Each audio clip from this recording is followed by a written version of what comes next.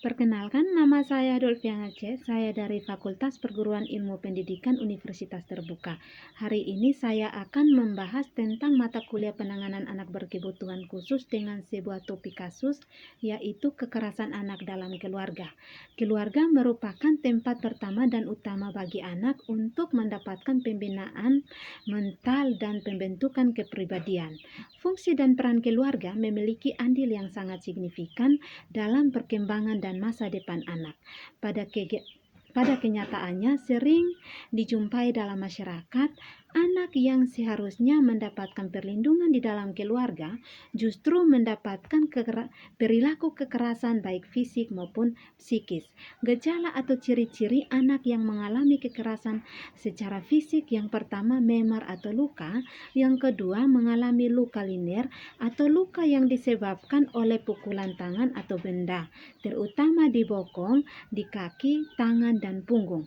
Yang ketiga, memiliki luka atau cedera yang tidak wajar pada bagian wajah, kaki, bokong, atau dada. Yang keempat, memiliki memar dengan tingkat penyembuhan yang berbeda-beda pada berbagai bagian tubuh. Yang kelima, memilih memar dengan berbagai bentuk benda seperti setrika, tangan, ikat pinggang, dan lain-lain.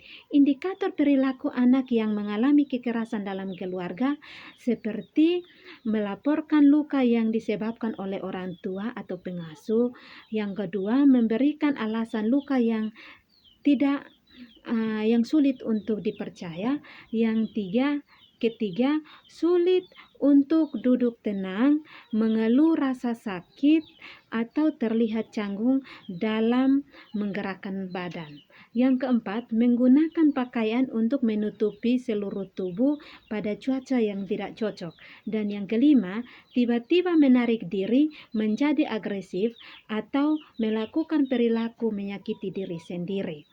Nah, dari hasil penelitian ini bertujuan untuk mengetahui penyebab perilaku kekerasan pada anak dan kemudian memberikan intervensi untuk mencegah perilaku kekerasan pada anak. Yang pertama, asesmen dilakukan kepada orang tua, perangkat desa, dan anak-anak yang mengalami kekerasan. Yang kedua, metode asesmen yang digunakan dalam penelitian ini adalah observasi, FGD, dan interview. Yang ketiga, berdasarkan hasil asesmen, diketahui bahwa perilaku kekerasan terhadap anak terjadi karena yang pertama, faktor ekonomi dan masalah internal keluarga. Yang kedua, orang tua beranggapan bahwa mendidik anak dengan kekerasan dianggap sebagai hal yang wajar agar anak menjadi penurut. Yang ketiga, orang tua belum memahami mengenai kondisi psikologis anak. Yang keempat, orang tua belum mengetahui bentuk dan dampak psikologis dan perilaku kekerasan yang dilakukan. Yang kelima, orang tua terpancing emosi karena perilaku anak yang membuat jengkel sehingga memicu perilaku kekerasan. Sebagian masyarakat memiliki pemahaman bahwa mengasuh anak, kondisi ekonomi, dan hubungan antara anggota keluarga adalah masalah internal rumah tangga, sehingga persoalan dalam keluarga yang bersinggungan dengan perilaku kekerasan dianggap sebagai permasalahan internal. Kondisi tersebut cenderung membuat perilaku kekerasan pada anak yang terjadi dalam keluarga mengalami kesulitan untuk dilakukan penanganan dengan cepat. Berdasarkan temuan tersebut, maka intervensi dilakukan dengan melibatkan perangkat desa sebagai stakeholder, orang tua, dan anak.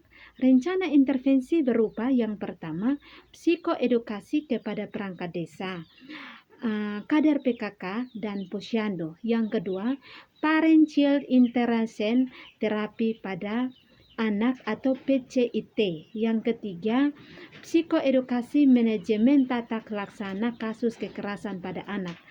Intervensi yang dilakukan adalah psikoedukasi dengan tema Stop Kekerasan kepada Anak. Melalui media ceramah, terhadap kasus kekerasan. Hasil analisis data dengan tes sebelum dan setelah melakukan intervensi sebesar 3,990. Artinya terdapat peningkatan yang sangat signifikan. Mengoptimalkan penanganan kasus dapat ditindaklanjuti intervensi PCIT dan psikoedukasi, manajemen tata laksana kasus kekerasan pada anak. Demikian pembahasan singkat daripada saya. Sekian dan terima kasih.